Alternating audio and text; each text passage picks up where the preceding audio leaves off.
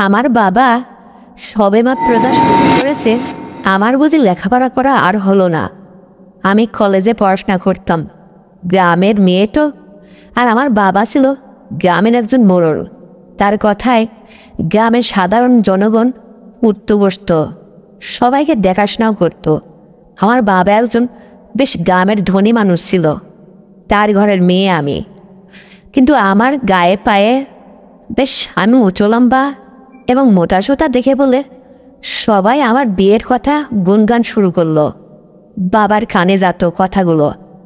বাবা মাঝে মধ্যে এসে মায়ের সাথে সমালোচনা করত, বলতো মেয়ে বড় হয়ে গেছে, মেয়েকে আর রাখা যাবে না, আজকাল যে জামানা পড়েছে কখন কি হয়ে যায়। তাই বলি কি, যতটুকু মেয়ে শিক্ষালাভ করছে সংসার করার জন্য এতটুকুই যথেষ্ট। মেয়েকে বিয়ে শাদী দিয়ে দিতে হবে। মা একসময় এসে আমার সাথে একটু আলাপ করতে বসলো। বলল, মারে, কলেজে তো পড়াশোনা করতেছিস, তুই শহরের মেয়ে না, গ্রামের মেয়ে। তাছাড়া গ্রামে তোর বাবার একটা ইজ্জত মান সম্মান আছে, সবাই তোর বাবাকে খুব শ্রদ্ধা সম্মান করে। তাই বলি কি, তোরা এখন যুবতী হয়ে উঠছিস। আজকাল যে যুগ জামানা পড়েছে, ছেলেমেয়েরা নিজের সিদ্ধান্তে একটা কিছু ঘটিয়ে ফেলে। তার আগে আমি বলি কি, তোর বাবা পাত্রের সন্ধান করছে, তোকে বিয়ের পিড়িতে বসতে হবে। আমি বললাম, কেন মা, এত তাড়াতাড়ি আমাকে বিয়ে শাদী দেবে কেন? আমার ইচ্ছা ছিল আমি লেখাপড়া শিখে সুশিক্ষিত হয়ে বড় কিছু হব, আমাকে আরেকটু পড়াশোনা করার সুযোগ দাও না। মা বলল, না না, এটা চূড়ান্ত সিদ্ধান্ত তোর বাবার। তোর বাবা আমাকে ফাইনালে বলেই দিয়েছে। তাছাড়া তোর বাবার কথা ওভারটেক করে আমি যেতে পারবো না রে। আমি তখন মায়ের কথা শুনে একটু মনটা আমার ভেঙে গেল, মনটা খারাপ হলো। ক্রমেই দিন যেতে লাগলো, বিয়ের কথাবার্তা, বিয়ের চিন্তাভাবনা মাথার মধ্যে তখন ঢুকলো নতুন করে। ইতিপূর্বে কখনো বিয়ে নিয়ে ভাবনাই করিনি। তারপরে এক যাই দু যাই বেশ কলেজে পড়াশোনা চালিয়ে যেতে লাগলাম। মাঝে মধ্যে একটু রাগ হতো বন্ধুরা, আমার বাবা এত অর্থবিত্তশালী হয়েও সেই ঘরের সন্তান আমি নাকি বেশি দূর লেখাপড়া করতে পারবো না, আমাকে বিয়ে শাদী দেবে। গ্রামের কালচার তো একদম আমার ভাল লাগে না।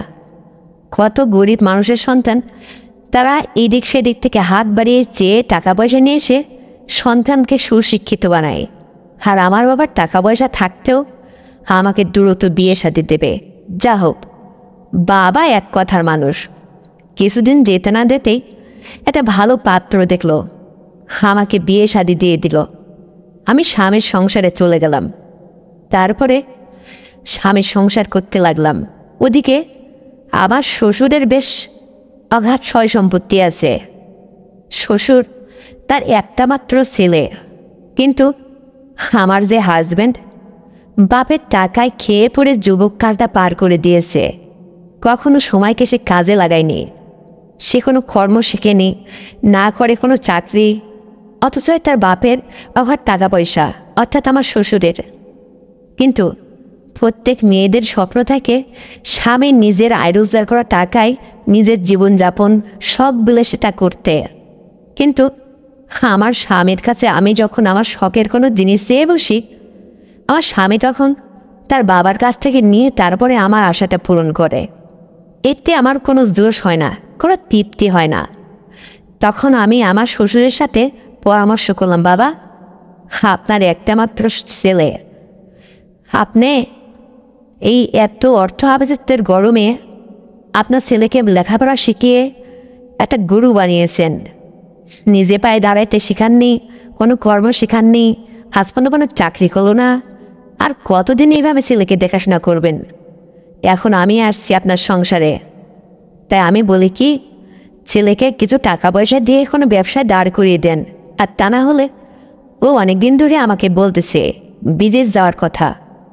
তখন আমার শ্বশুর বলল, ঠিক আছে মা, ও বিদেশ যাবে, কিন্তু আমি বলি কি, তোমার শ্বশুরের তো আর কম নেই। আপাতত একটা দুটো বছর নতুন দাম্পত্য জীবনে তুমি তোমার স্বামীর সাথে একটু সংসার করে নাও, তারপরে তার ছেলেকে বাইরে দিয়ে আর চাকরি করবো। অতদিনে তুমি তোমার স্বামীকে একটু কাছে রাখার চেষ্টা করো। আমি দেখলাম তাই তো, সবে মাত্র আমার বিয়ে হলো, মাস হয়েছে, তারপরে এখনই আমার স্বামীকে বিদেশ তাড়িয়ে দেব কেন? তাই তো স্বামীর সাথে সংসার করতে লাগলাম। পাক্কা 2 বছরের মাথায় আমার 2টা সন্তান হলো, একটা ছেলে একটা মেয়ে। তারপরে আমার স্বামী আর প্রবাসে যেতে চায় না, দেশে একটা ব্যবসা বাণিজ্য করতে লাগলো, ব্যবসায় লস খেলো। তারপরে 10টা বছর পেরিয়ে গেল, আমার সন্তান দুটো বড় হয়ে গেল। তারপরে আমার স্বামী শেষ সময়ে বলল আমাকে, দেখো এখন আমার বিয়ের বয়স 10 বছর অতিবাহিত হয়ে গেছে, বিয়ের সকালাত কি অনেকটাই উপভোগ করেছ। আমি বলি কি, বাবার সংসারে তুমি থাকো 2টা সন্তান নিয়ে। আমার বন্ধু বিদেশ থাকে, অনেক টাকা পয়সা ইনকাম করে। আমি ওর সাথে কথা বলেছি, আমি বিদেশ যেতে চাই।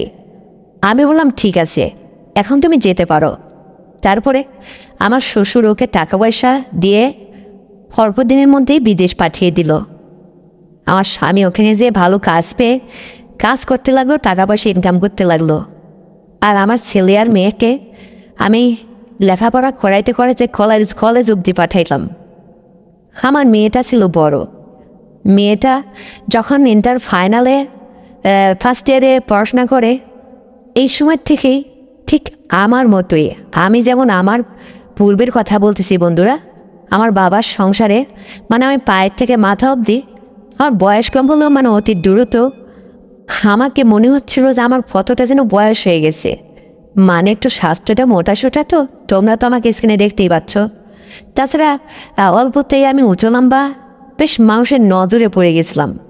আমার বড় মেয়েটাও যেন ঠিক আমার মতোই, মানে ও যখন ইন্টার ফার্স্ট ইয়ারে পড়ে, এই সময় ছেলে মেয়েদের বয়স কতই বা হয়, কিন্তু ও ঠিক আমার মতোই হাতে পায়ে ভরে কোল ভরা হয়ে বড় হয়ে বেড়ে উঠেছে।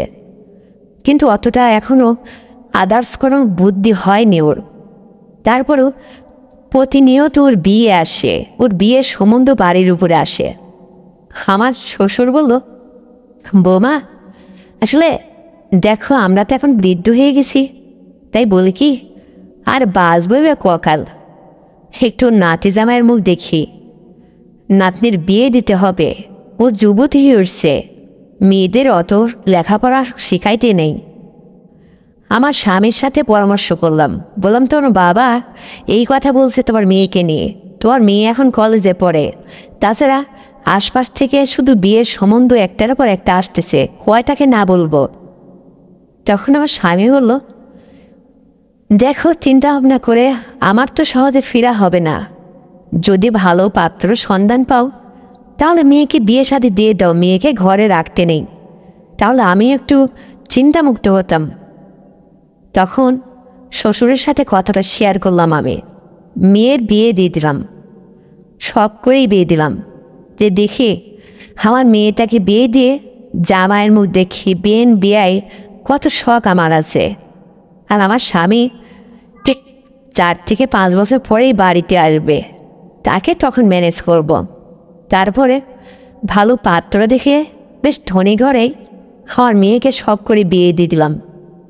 তারপরে বিয়ের 7 দিন পরেই জামাই আমার বাড়িতে যেন রাগান্বিত মনোভাব করে ছুটে চলে আসলো, এসে বলছে, আপনার মেয়েকে কি শিক্ষা দিয়েছেন, শুধু হাতে পায়ে বরেই এত বড় একটা ধামড়ি সিডি হয়েছে, কিন্তু সে আমার সংসার করার অযোগ্য। তখন আমি বললাম, এই সমস্ত কী বলছো বাবা, আমার মেয়ে তো বেশ উঁচু লম্বা, তাছাড়া সুশিক্ষিত, কিন্তু একটু আদরের ছিল, তো তোমার সংসারে বুঝি কাজ কাম কম করে তাই না? তখন আমার জামাই বলল, না না, আমি এই কথা বলতে আসিনি, আমার বাড়িতে ওকে হাত দিয়ে নিজে হাতে কোনো কিছু করে খেতে হয় না, আমার বাবার অগাধ টাকা পয়সা, আমাদের বাড়িতে কাজে যেয়ে সব করে দেয়, আপনার মেয়ে শুধু খাবে দাবে, আমার সেবা যত্ন করবে। কিন্তু দেখেন শাশুড়ি আম্মা, আপনাকে একটা কথা বলি, আর না বলে পারছি না, কথাটা আর কারোর সাথে এ পর্যন্ত আমি শেয়ার করিনি। আজ কয়টা দিন, মাত্র 7টা দিন বিয়ে করেছে আপনার মেয়েকে, কিন্তু একের পর এক আমার মনের মধ্যে কতটা যে যন্ত্রণা বইছে আমি কাউকে বলতে পারিনি, ইজ্জত যাবে। তাই ভাবলাম মেয়ের মাকে শেয়ার করতে হবে, তাই ছুটি আপনার কাছে আমি চলে আসছি গোপনে। দেখেন, আপনার মেয়ে আমার সাথে একদমই দাম্পত্য জীবনে একটা ছেলেকে একটা মেয়ে যা দিয়ে সুখী করে সেটা আপনার মেয়ের কাছে আমি পাচ্ছি না। সে আমাকে মাত্র সইতে পারছে না। কি করব, আমি যে আর পারছি না। এই যুবক বয়সে সব ছেলেরা একটু বউয়ের সাথে দাম্পত্য জীবনে একটু সকাল্লাদ তো থাকে, বোঝেন তো। আপনাকে আর কী ভেঙে চুরে বলবো। আমার জামাইয়ের কথা শুনে মনটা আমার খুব খারাপ হয়ে গেল। আমার স্বামী ওইদিকে বিদেশ, বৃদ্ধ শ্বশুর। তারপরে জামাইকে বললাম, বাবা শোনো, তুমি আজকে যাবে না, তোমার সাথে আমার বেশ কথা আছে, আর এই কথাগুলো তুমি আর কাউকে বলার দরকার নেই। তাহলে সবাই কি ভাববে? আমাদেরও তো একটা মান ইজ্জত আছে। আমি বলি কি আজকে রাতটুকু তুমি থেকে যাও। জামাই বলো ঠিক আছে, থাকলেই কি সমাধান হবে? আমি বললাম যে হ্যাঁ, অবশ্যই সমাধান হবে। আমার মেয়ের সুখের জন্য আমি সব করতে পারবো। তোমার সাথে আমার কিছু বুদ্ধি পরামর্শ আসছে। তাছাড়া বাড়িটাও ফাঁকা, তোমার শ্বশুর বিদেশ থাকে। আমার আর ছেলেটা ছিল, সেও ফাঁকে থেকে পড়াশোনা করে, বাড়িতে থাকে না। আর তোমার দাদা শ্বশুর, ওই যে বৃদ্ধ শ্বশুর, ওই কর্নারে ঘুমায়, শাশুড়ি নেই। যা হোক, তুমি থেকে যাও। জামাই বলল ঠিক আছে, দেখি আপনি আমার জন্য কি করতে পারেন। তারপরে সন্ধ্যা হলো, জামাইয়ের জন্য ফ্রিজ থেকে গোশ বের করে রান্না বান্না বেশ ভালো আয়োজন করলাম। খাওয়া দাওয়া সেরে আমি ঘুমাইতে যাব আমার রুমে, জামাইয়ের জন্য আলাদা রুম। কিন্তু মেয়ে তার স্বামীর বাড়িতেই আছে। জামাই গোপনে আসছে আমাদের বাড়িতে, মেয়েকে বলেও আসনি। জামাইয়ের যে সমস্যা আমার মেয়েকে নিয়ে, সে একটা বুদ্ধিমান ছেলে, তাই সে সরাসরি আমি মেয়ের মা বলে আমার সাথে শেয়ার করার জন্য চলে আসছে। ইতিপূর্বে সে তার ফ্যামিলির কারোর সাথেও শেয়ার করেনি। তারপরে জামাইকে রাত্রে রাখলাম। রাত্র যখন 11টা বাজলো, টিভিটা বন্ধ করে দিয়ে জামার রুমে আমি নিজেই গেলাম। বললাম, বাবা শোনো, এখন আমি বলি কি, আসলে আমার মেয়ে সংসার করার যোগ্য কি অযোগ্য আমি এতটুকু জানি যে আমার মেয়ে ঠিক প্রাপ্ত বয়স হয়ে গেছে, কলেজে পড়াশোনা করত। কি এমন হয়েছে তোমাদের মধ্যে, একটু আমাকে লজ্জা না করে খুলে বলো তো বাবা। জামাই বলল, এটা আপনি বোঝেন না? আমার শ্বশুর যদি বাড়িতে আপনার কাছে থাকে আর তার ইচ্ছেটা যদি রাতের ইচ্ছেটা আপনি পূরণ না করেন, কদিন আমার শ্বশুর সহ্য করে আপনাকে রাখবে বলেন তো? তখন জামাইয়ের কথা আমি ঠিক ক্লিয়ার বুঝে গেলাম। তাহলে মেয়ের কি আমার সমস্যা যে জামাইকে সে সহ্য করে এগুলো মানিয়ে নিতে পারছে না? এটা বড় দুঃখজনক কথা। তখন একটু ভেবে জামাইকে বললাম, আচ্ছা বাবা, যতদিন মেয়ে তোমার যোগ্য হয়ে না ওঠে, মেয়েকে একটু নিজে হাতে ঘুরে তুমি চালিয়ে নাও। ও যেমন তার চলতে চায় আর যতটুকু তোমাকে খুশি রাখে ঠিক অতটুকুই তুমি খুশি থাকো। আর বাকিটা যদি আমি ম্যানেজ করি তাহলে কি তোমার কোনো আপত্তি আছে? জামাই আমার দিকে ফেলফেল করে তাকিয়ে বলছে, সেটা আবার কেমন কথা? তার মানে আপনি কি বলতে চাইছেন আমাকে? হ্যাঁ, আপনার মেয়ে আমার ঘরে দিছেন, সে আমাকে সুখী করতে পারছে না, আমার মন যুগে চলতে পারছে না, আমার সমস্যার কথা আপনাকে বলেই দিয়েছি সাপ সাপ। তার মানে আপনি আবার সেটা কিভাবে সলভ করবেন? দুধের সাথে আর গোলে মেটে আপনার কথাই আমার চিড়ে ভিজবে না। আসলে একটা ছেলে একটা বউয়ের কাছে কি আশা করে, সেটা আপনার মেয়ের কাছে আমি এখন পরিপূর্ণ পাচ্ছি না। আপনি কি চান আমি কেন পাড়া মহল্লায়, বাইজাখানা, পতিতালয়ে, দলুদিয়ায় এমন কোনো বাজে কোনো স্থানে যাই? তখন আমি জামার মুখ থেকে টাস করে কথাটা কেড়ে দিলাম। বললাম, না না বাবা, আরে আমি থাকতে তুমি এই সমস্ত জায়গায় যাবে কেন? আমার কথা শুনে জামাই আমার দিকে আবারও চোখ বড় বড় করে তাকিয়ে বলছে, এই সমস্ত কী বলছেন? আরে আপনি আমার জন্য কি করতে পারেন? আপনি না আমার শাশুড়ি। তাই বলে আপনি? তখন আমি বললাম, হ্যাঁ, তোমার শ্বশুর প্রবাসে থাকে, তাছাড়া আমিও আসলে সংসার জীবনে স্বামীকে ছেড়ে বেশ অনেক দিনই এইভাবে সময়টা আমার কাটছে। দিনটা খুব একটা ভালো যাচ্ছে না বাবা। তাছাড়া আমার মেয়ের সুখের জন্য আমি অনেক দূর নামতে পারবো। তুমি আমাকে চেনো না বাবা। মেয়েকে চেয়ে ছোটোবেলা থেকে অনেক যত্নে আদর ভালোবাসা দিয়ে লালন পালন করে সুশিক্ষায় শিক্ষিত করে ভালো খাইয়ে দাইয়ে পোশাক পরিচ্ছদের সব মিলে ওকে অভাব বুঝতে না দিয়ে এতবার করে তুলছি। ও হাতে পায়ে বরে বড়ই বটে, কিন্তু বাবারে ওর আদার্স কোনো জ্ঞান নাই। ওকে একটু বুঝতে, সংসার মানিয়ে নিতে একটু সময় লাগবে।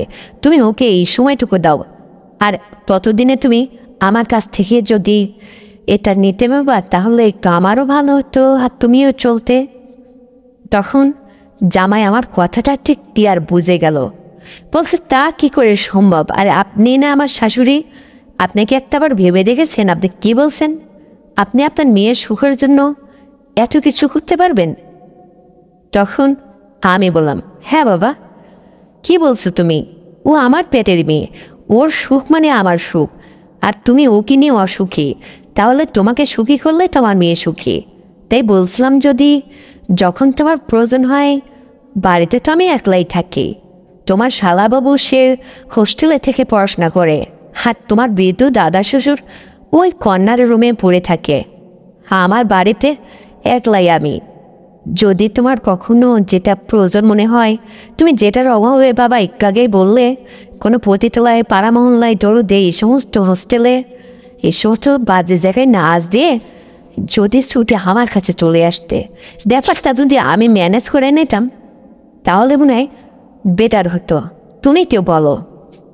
তখন জামাই বলল, আচ্ছা বেশ হয়েছে, দেখবো নে আপনি কত আমার টেক কেয়ার করেন। যদি আপনি আমাকে একটু চালিয়ে নিতে পারেন, তাহলে তো আপনার মেয়েকে 2-4 বছর এভাবে নিজে পুষে লালন পালন করে সংসারটা একটু শিখিয়ে নিতাম। তাছাড়া আমার তো একটা উপায় বের করতেই হবে। আপনাকে তো আমি সাপ বলেই দিছি। আমি তখন বললাম, হ্যাঁ, তো আজকের থেকেই শুরু করো না। আসছো এই জন্যই তো তোমাকে পার্সোনালি আমি আজকে থাকতে বললাম আমার বাড়িতে। তারপরে জামাই আমাকে বলল, ঠিক আছে, আপনাকে দেখতে শুনতে তো এখনও বেশ আপনার মেয়ের চেয়েও সুন্দরী মনে হয়। একটু সেজে গুজে, আমি যখন আসি একটু সেজে গুজে থাকবেন, একটু স্মার্ট ভাব থাকবেন। আমার আবার এরকম না আনমেচুয়েট মানুষ, আনমেচুয়েট চেহারা ভাল লাগে না। আপনার মেয়ের বেলাও আমি তাই করি। জামাইয়ের কথা শুনে আমি ফ্রেশ হয়ে বেশ কসমেটিক্স সেটা সেটা অনেক দিন সাজুগুজু করিনি। তাছাড়া আমার চেহারা এখন পর্যন্ত অমনিতেই আছে। মেয়ে বড় হয়েছে, বিয়ে দিয়েছি, তাতে কী হয়েছে? সাজুগুজু করে জামার সামনে যখন দাঁড়ালাম, জামাই আমাকে চাপটে ধরে বেশ আদর করলো, মাথায় হাত বুলিয়ে। তারপরে কী হয়েছিল বন্ধুরা, বুঝতেই তো পারছো। জামার যেটা অভাব, জামাই যে কারণে আমার কাছে ছুটে অভিযোগ করতে আসছে, মেয়ের সাথে সে অসুখী, মেয়ে তাকে মানিয়ে নিতে পারছে না, আর তারও অপূর্ণ, তার এই অসুবিধা, তারই মানে প্রয়োজন যতটুকু যা ছিল, আমি ওকে সেটা ম্যানেজ করে মিটিয়ে দিলাম। জামাই ভীষণ খুশি। সে রাত্রে এভাবে একের পর এক বেশ অনেকবারই আমার সাথে এভাবে সে সুন্দর আচরণ করেছিল। তোমরা বুঝি না বন্ধুরা। তারপর থেকে জামাই প্রতিনিয়তই যখনই তার মানে মেয়ের কাছ থেকে মানে অসৎ আচরণ পেত, তার যেটা প্রয়োজন ঠিক মেয়ে তাকে খুশি করতে পারতো না, জামাই না করলে না বলে কয়ে বন্ধুর বাসায় যাওয়ার নাম করে সোজা আমার কাছে চলে আসতো। আর আমিও স্বামীহারা, স্বামী প্রবাসে থাকে, বেশ কষ্টে ছিলাম। জামাই এসে আমার সাথে, জামাই আসলে একটু খাবার আয়োজনও বেশ ভালো হয়, ভালো রান্নাবান্না করতাম। আর সেই সাথে মাস্তি করে জামাইকেও আমি খুশি করে, মনটা হাসি খুশি করে বাড়ি থেকে বিদায় করতাম। ঠিক এইভাবে আমার স্বামী যতদিন বিদেশ থেকে বাড়িতে না আসলো, অতদিন আমি জামাইকে ম্যানেজ করলাম মেয়ের সুখের জন্য। তারপরে হঠাৎ করে একদিন জামাই এসে আমাকে বলতেছে, প্রায় 2টা বছর এইভাবেই আমি চলতেছিলাম। জামাই এসে 1টা রাত থেকে সকাল হলে চলে যায়। জামাই রাত 3-4টা দিন, 5টা দিন আর খবর থাকে না। জামাই খুব খুশি। আর সেদিন যা হয়, আমি যেন পুরো সারাটা দিন অসুস্থ থাকি। একটা যুবক ছেলে মানে যেভাবে আর কি চলে, বুঝতেই তো পারছো। তবুও আমি খুশি ছিলাম। মেয়ে তো সুখে থাকবে, মেয়ের সুখের জন্যই একজন মা হিসাবে অনেক দায়িত্ব নিয়ে চলতেছিলাম। তারপরে এইভাবে 2টা বছর চলার পরে হঠাৎ জামাই এসে আমাকে বলল, আপনার মেয়ে বেশ পারদর্শী হয়ে গেছে, এখন সে পরিপূর্ণ আমার খেয়াল খুশি রাখতে পারে। সে কোত্থেকে সমস্ত শিখলো আমি জানি না। আমি এখন পেরে উঠছি না ওর সাথে। আমি বললাম, বলো কি বাবা, সত্যি বলছো তুমি? জামাই বলল, হ্যাঁ সত্যি।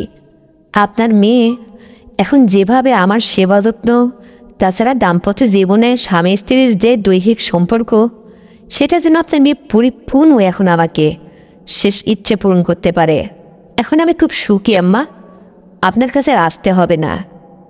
তারপর থেকে জামাই নিজের মতো করে নিজেই চলতে লাগলো।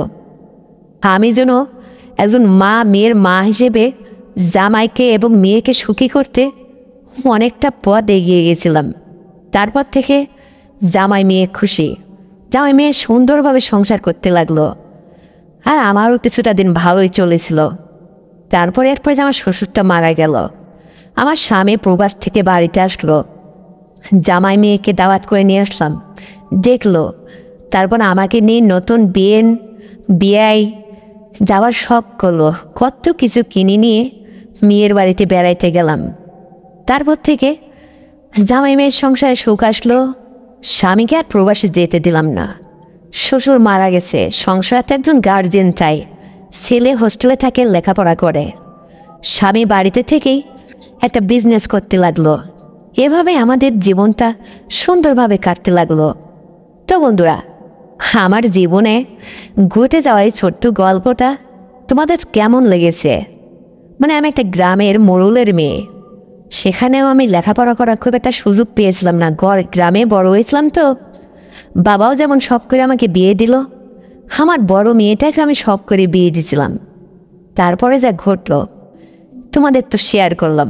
তো যদি তোমাদের এটা শুনে ভালো লেগে থাকে, তাহলে এক্ষুনি নতুন চ্যানেলটিকে সাবস্ক্রাইব করে দাও, ভিডিওতে একটা লাইক দাও, আর শেয়ার করে তোমার প্রিয়জনকে শোনার সুযোগ করে দাও। আর হ্যাঁ বন্ধুরা, আগামীকাল এর চেয়েও আরও সুন্দর গল্প নিয়ে আসার চেষ্টা করব। ততক্ষণে সবাই তোমরা ভালো থাকবে, নিজের স্বাস্থ্যের যত্ন নেবে, তোমার পরিবারের খেয়াল রাখবে, আর তোমার ছোট্ট সন্তানকে সুশিক্ষায় শিক্ষিত করবে। এই প্রত্যাশায় আজ এ পর্যন্তই। Bye bye.